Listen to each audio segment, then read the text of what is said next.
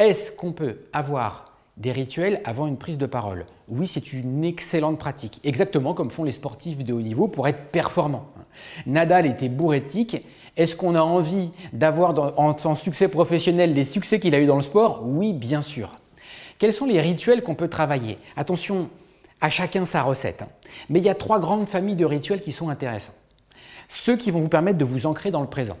Avant une prise de parole, il est naturel d'avoir des pensées négatives. Qu'est-ce que je vais faire s'il se passe ceci ou cela? Vous ancrez dans le présent, ça sature votre cerveau pour l'empêcher d'imaginer le pire.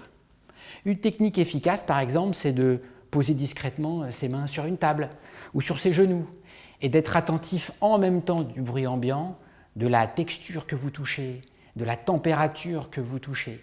En obligeant votre cerveau à être attentif à tous ces stimuli, vous allez l'empêcher de se projeter dans des pensées négatives. Les autres rituels sont tous ceux qui sont liés à la respiration. Avant une prise de parole, souvent on se prend un pic d'adrénaline et on se met à avoir une respiration haute, avec des orateurs et des oratrices en apnée. Bonjour, comme vous le savez, ce projet est super important.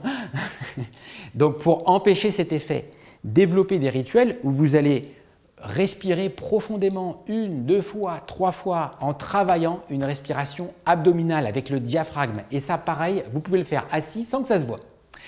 Troisième rituel, ceux qui vont vous permettre de bien démarrer. C'est le début qui est stressant. Après, passer les premières secondes, souvent c'est plus facile de se concentrer sur son fil. Préparez bien les mots avec lesquels vous allez démarrer. Je ne suis pas pour apprendre par cœur, mais pour le coup, connaître par cœur la première phrase qu'on va dire, c'est une très bonne manière de bien démarrer.